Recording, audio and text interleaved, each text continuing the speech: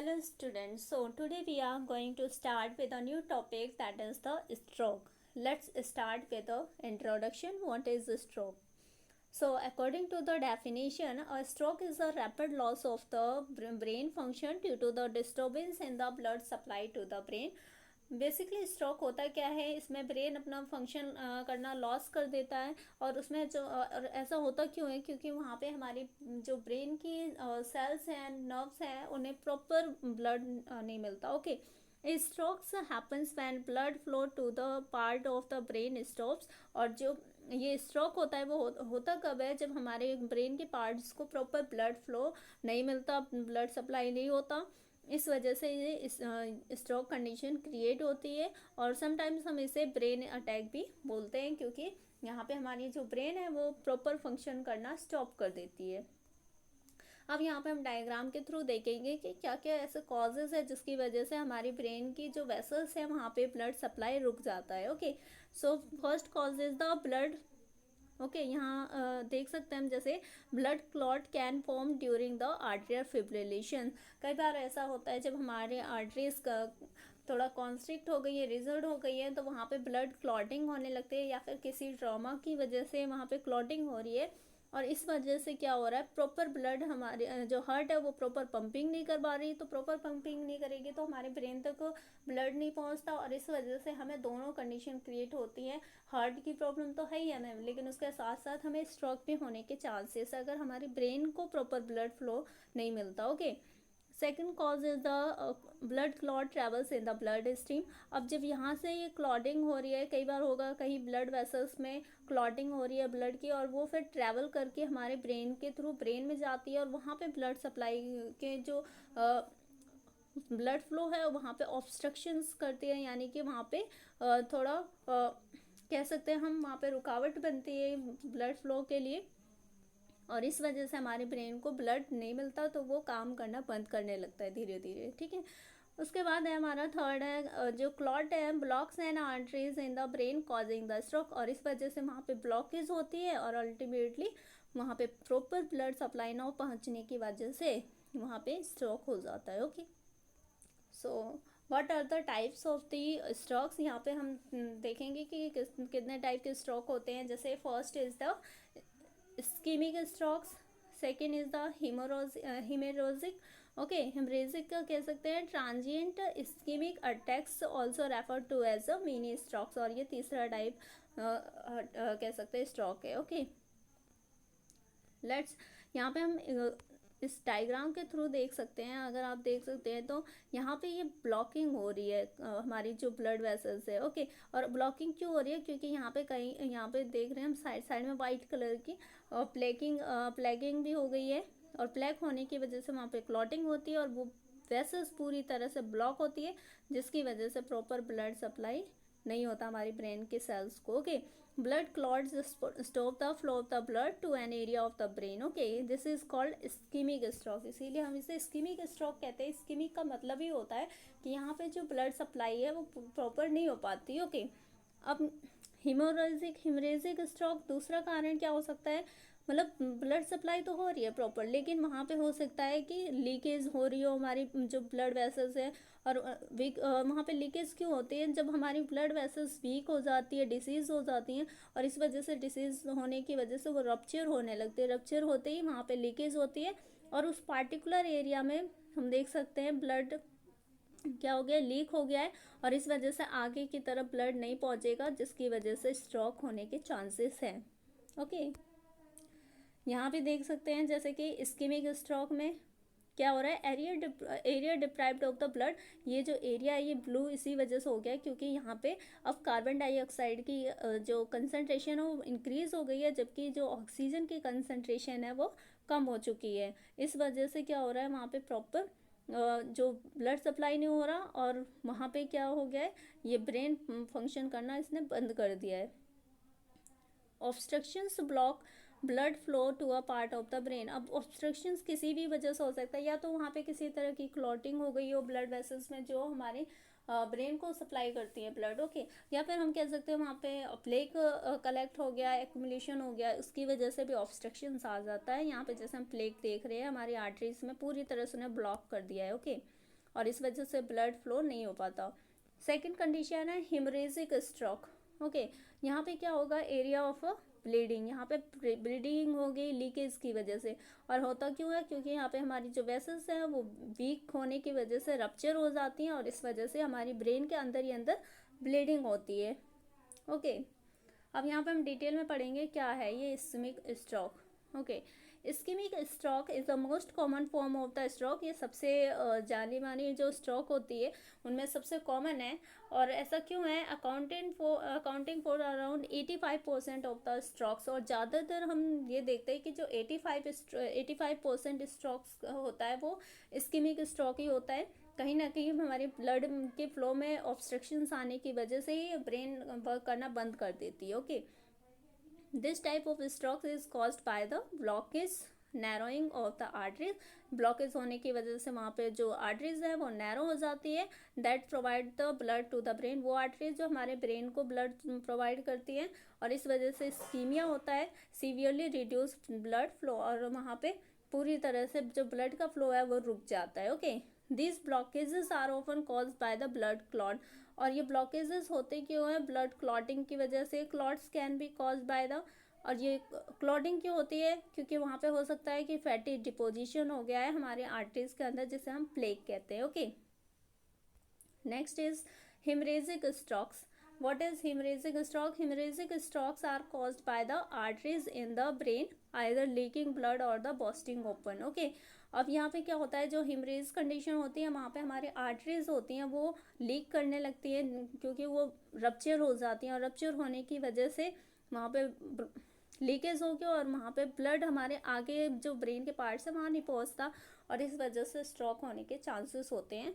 Ruptures can be caused by the condition. और ruptures क्यों होती है, ब्लड वेसल्स या फिर हाइपरटेंशन है यानी ब्लड प्रेशर ज़्यादा है, या फिर ट्रॉमा है, किसी तरह की चोट लगी हुई है, ब्लड थिनिंग मेडिकेशन, हम कोई ऐसी मेडिसिन ले रहे हैं जो हमारे ब्लड को थिन कर रही है ना, तो उस थिनिंग होने की वजह से वहाँ पर ब्लड प्रेशर राइज करेगा और इस वजह से हमारी ब्लड वेसल्स रप्चर होना स्टार्ट कर देती है। एन्यूरिज्म यानी कि जो ब्लड वेसल्स होती है वो स्वेल करके बाहर की तरह ऐसे बल्ज की तरह उभर जाती है और इस वजह से जब हाई प्रेशर से ब्लड फ्लो करता है तो वो तुरंत रप्चर करके निकल जाता है, लीकेज हो जाता है वहाँ पे। Okay, third type is the transient ischemic attack. Okay, जो ट्रांजिएंट इस्केमिक अटैक होता है इसमें क्या होता है, are different from aforementioned kinds of the stroke because the flow of the blood to the brain is only brightly interrupted. ये उन दोनों से बिल्कुल अलग तरह का अटैक है। ओके, और इसमें क्या होता है, जो ब्लड का फ्लो है वो पूरी तरह से इंटरप्ट हो जाता है।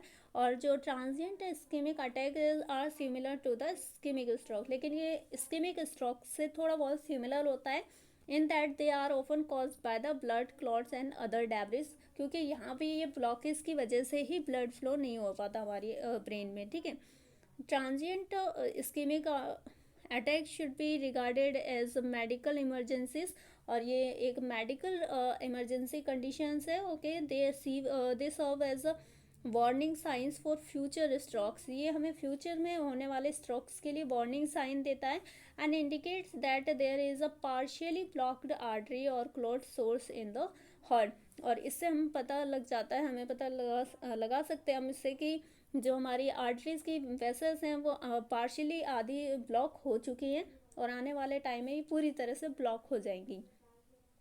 अब स्ट्रोक के कॉजेज़ क्या हो सकते हैं, first is the atrio atherosclerosis, या कह सकते हैं हम आर्ट्रियोस्क्लेरोसिस, यानी कि या तो हमारी जो हार्ट की वेसल्स हैं, जो कोरोनरी आर्टरीज है वहाँ पे ब्लॉकेज होगा तो हमारी हार्ट पंप नहीं कर पाएगी ब्लड को, तो जब ब्लड की पंपिंग नहीं होगी तो वो हमारी पूरी बॉडी में पहुँचेगा ही नहीं और इस वजह से हमारे जो ब्रेन है वहाँ भी उसका अफेक्ट बहुत ज़्यादा होने के चांसेस हैं। ओके, अनकंट्रोल्ड हाई प्रेशर, अब हाई प्रेशर होगा तो जो वेसल्स है वो रप्चर्स होंगी और इस वजह से यहाँ से ब्लड लीकेज होगा जिसे हम हेमरेजिक स्ट्रोक कहते हैं। Okay, over treatment with blood thinner, और हम कुछ ऐसे मेडिसिन ले रहे हैं जो एंटीकोगुलेंट तो होती है लेकिन वो बहुत ज़्यादा हमारे ब्लड को थिन करते चली जा रही है। थिन होने की वजह से वो उसका ब्लड प्रेशर राइज करेगा और ब्लड प्रेशर राइज करने के बाद वही फिर से कंडीशन क्रिएट होगी चांसेस है कि हमारी ब्लड वेसल्स रप्चर हो और वहाँ से लीकेज हो जाए हमारी ब्लड की। Okay,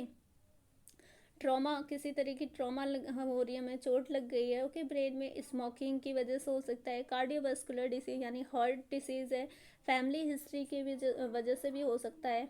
what are the sign of the strokes? अब हम देखेंगे कि स्ट्रोक्स के क्या क्या साइंस होते हैं। Okay, sign and the symptoms. So stroke know the warning signs. Okay, यहाँ पे हम स्ट्रोक के लिए क्या क्या वार्निंग साइंस लिख सकते हैं।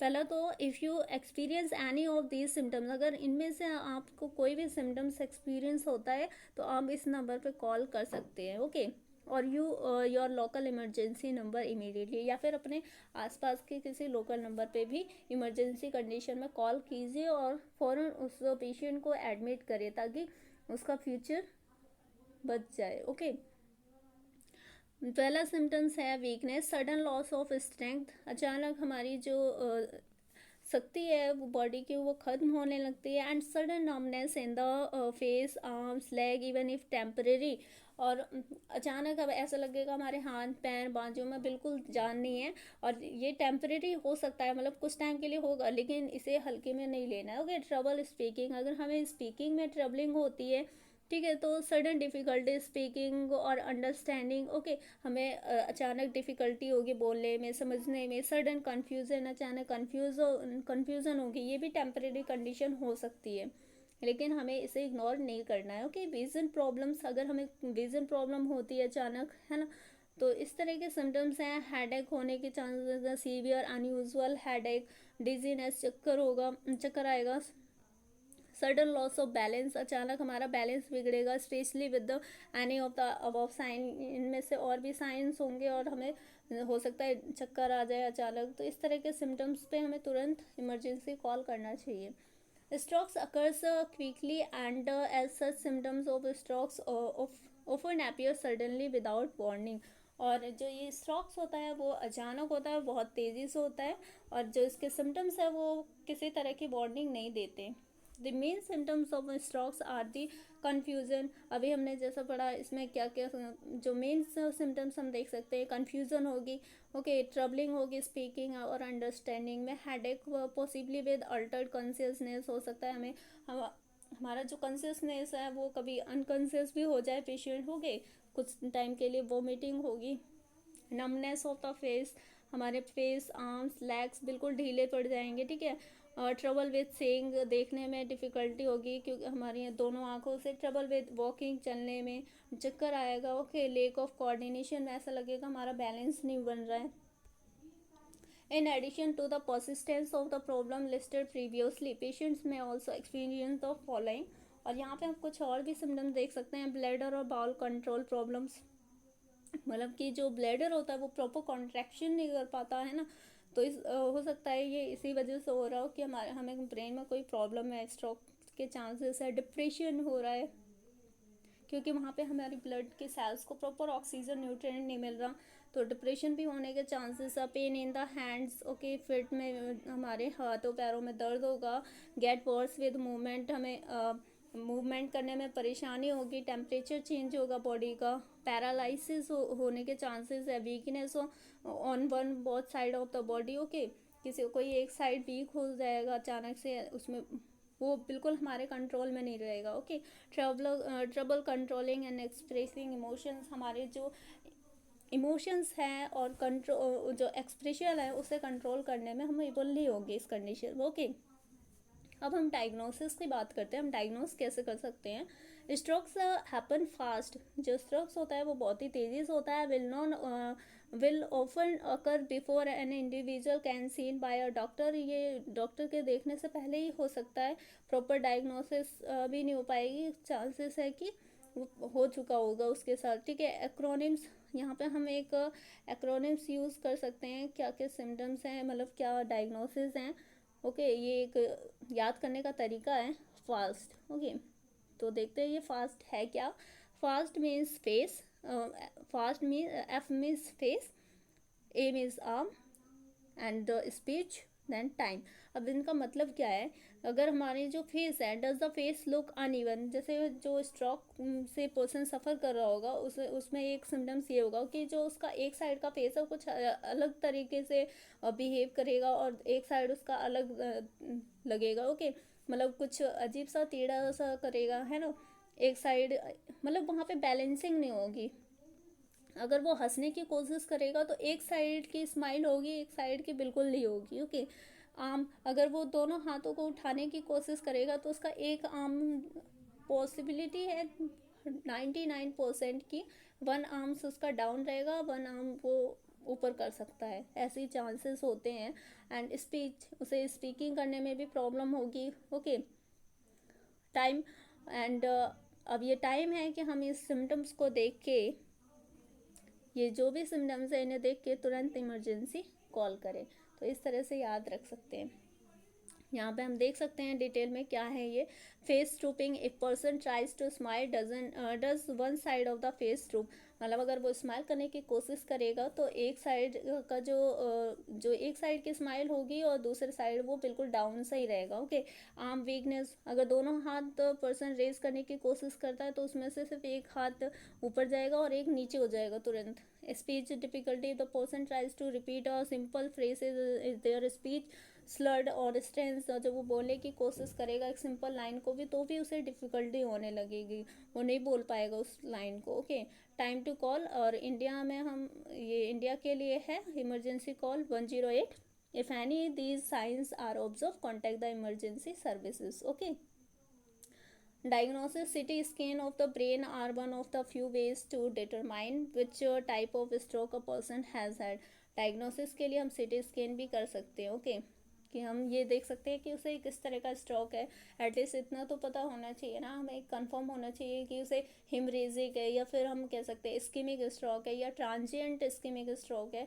तो क्या प्रॉब्लम है, हमें सिटी स्किन से इतना तो कंफर्म हो जाएगा। ओके, फिजिकल एग्जामिनेशन है, doctor will ask about the patient symptom, उसके सिम्टम्स देखे जाएंगे, उसकी मेडिकल हिस्ट्री देखी जाएगी और ब्लड प्रेशर चेक किया जाएगा, उससे भी हम डायग्नोसिस कर सकते हैं।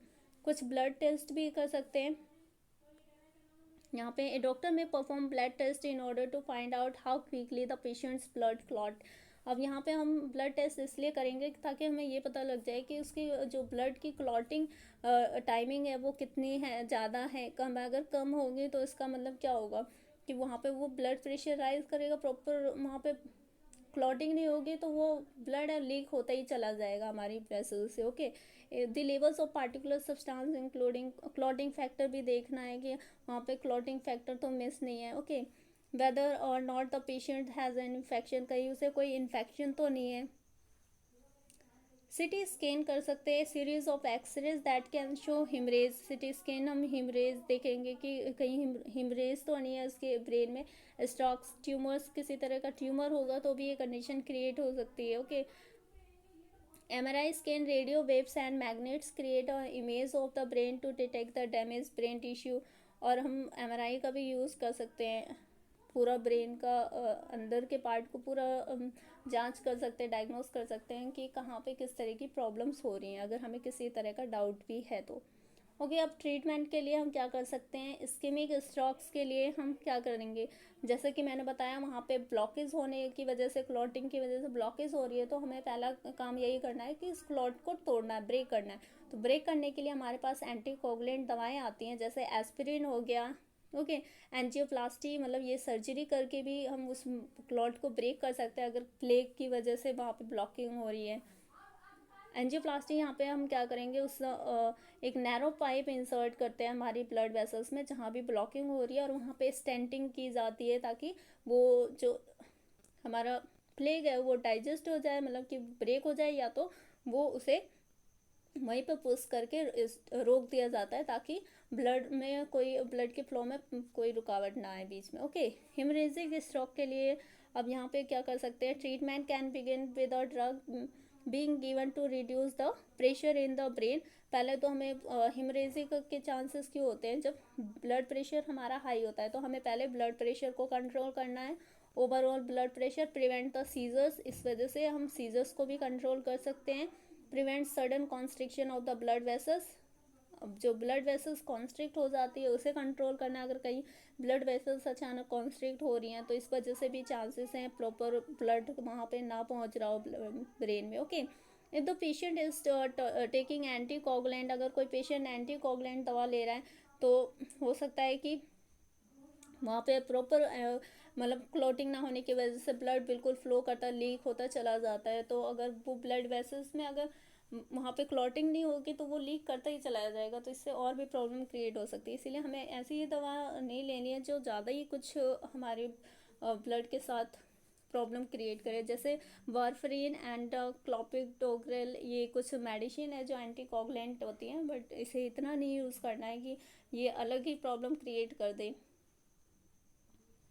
Okay, and last option is the surgery. Rehabilitations. Strokes are life-changing event that can affect a person both physically and emotionally. Okay, strokes एक ऐसा लाइफ चेंजिंग इवेंट है जो कि एक पर्सन की लाइफ को पूरी तरह से अफेक्ट कर देता है, फिजिकली भी इमोशनली भी। ओके, टेम्परली और परमानेंटली हम कह सकते हैं, या तो वो टेम्परेरी हो सकता है या फिर परमानेंट भी हो सकता है। वो डिपेंड करता है कि कितना सीवियर वो डिसीज हो चुका है अभी। After a stroke successful recovery will often involves specific rehabilitative activities such as. एक स्ट्रोक के बाद सक्सेसफुल रिकवरी पाने के लिए हम क्या कर सकते हैं? Speech therapy to help with problems producing और अंडरस्टैंडिंग स्पीच। अगर उसकी स्पीचिंग में प्रॉब्लम है हम उसे स्पीच थेरेपी दे सकते हैं। Practice relaxation and changing communication styles, उसके कम्युनिकेशन स्टाइल को चेंज करना है, फिजिकल एक्टिविटी करवानी है, ठीक है। यूजिंग गेस्चर्स और डिफरेंट टोन्स, अगर उसके कम्युनिकेशन को इंक्रीज करने के लिए हम गेस्चर्स वगैरह और टोन्स का यूज़ कर सकते हैं, क्योंकि वो बोलने में एबल नहीं होगा उस वक्त। Okay, physical therapy to help a person relearn movement and coordination. तो इस तरह से फिजिकल थेरेपी करवा के, एक्सरसाइज करवा के हम उसे थोड़ा बहुत उस चीज़ से बाहर लेके आ सकते हैं। occupational therapy to help a person to improve their ability to carry out routine daily activities। Okay, ये ऑक्यूपेशनल उसमें मतलब डेली हमें थोड़ी थोड़ी चीज़ें सिखानी है, जैसे कि bathing, cooking, dressing, eating, reading, writing, ये सारी चीज़ें धीरे धीरे करके सिखाना, इसे हम ऑक्यूपेशनल थेरेपी कहते हैं। joining a support group to help with common mental health problems such as depression that can occur after a stroke। जब हमें स्ट्रोक होगा तो चांसेस है कि हम डिप्रेशन में भी चले जाए, क्योंकि वहाँ पे हमारी जो सेल्स है वो डाई करने लगेंगी ब्रेन की, और फिर हमारा ब्रेन बिल्कुल ही काम करना बंद कर देगा और हम डिप्रेस हो जाएंगे। Okay, many find it useful to share common experience and exchange information. तो हम ज़रूरी है कि हम उस पेशेंट के साथ कुछ एक्सपीरियंस शेयर करें, एक्सचेंज करें इन्फॉर्मेशन को, जिससे कि वो डिप्रेस ना हो। ओके, सपोर्ट फ्रॉम फ्रेंड्स, और उसे फ्रेंड फैमिली का भी सपोर्ट चाहिए to provide practical support and comfort, ताकि उसे प्रैक्टिकल एक सपोर्ट मिले, कंफर्ट मिले। Letting friends and family know what can be done to help is very important. और फैमिली मेम्बर्स, फ्रेंड्स को ये जानना ज़रूरी है कि हाँ वो उसकी हेल्प कैसे कर सकते हैं, जो कि एक जो पेशेंट स्ट्रोक से सफ़र कर रहा है, ठीक है। प्रिवेंशन के लिए हम क्या कर सकते हैं? The best way to prevent a stroke is to address living underlying causes. This is the best done by the healthily, which mean, अब मतलब हमें अगर प्रिवेंशन करना है तो पहले हमें अपनी लाइफ स्टाइल को इम्प्रूव करना ज़रूरी है। ओके, मैंने पहले भी कहा था prevention is much better than the cure, तो हमें प्रिवेंशन ही लेना ज़रूरी है। Eating a healthy diet, okay, maintaining a healthy weight, exercise regularly, not smoking, avoiding alcohol or moderating consumption. Other measures taken to help reduce the risk of stroke। अब देखते हैं और भी कुछ हम स्टेप्स ले सकते हैं। Keeping blood pressure under the control, हमें अपने ब्लड प्रेशर को हमेशा कंट्रोल में रखना है, चेक करते रहना है। मैनेजिंग डायबिटीज़ वेल, और डायबिटीज़ को भी कंट्रोल करना है, क्योंकि कहीं ना कहीं डायबिटीज़ की वजह से एथेरोस्क्लेरोसिस भी होता है और फिर से वही कंडीशन रिपीट हो जाएगी। Okay, treating obstructive sleep apnoea, यानी कि अगर हमें नींद की प्रॉब्लम है, नींद नहीं आती है, तो उस चीज़ को भी कंट्रोल करना है, ठीक करना है। As well as these life style changes, health care provider can help to reduce the risk of the future stroke. और इस तरह से हम कुछ स्टेप लेंगे तो डॉक्टर हमारी हेल्प कर सकेंगे उस चीज़ से फ्यूचर में स्ट्रोक्स ना हो। Okay, through the prescribing anticoagulant and antiplatelet medication, वो एंटीकोगुलेंट देंगे, एंटीप्लेटलेट मेडिकेशन देंगे doctor. Okay, in addition to this, the arterial surgery previously mentioned can also be used to lower the risk of the repeat strokes. और हम artery surgery, जो arterial surgery होता है मैंने बताया था एंजियोप्लास्टी, उसे करके भी हम उसके रिस्क को कम कर सकते हैं बहुत ज़्यादा ही.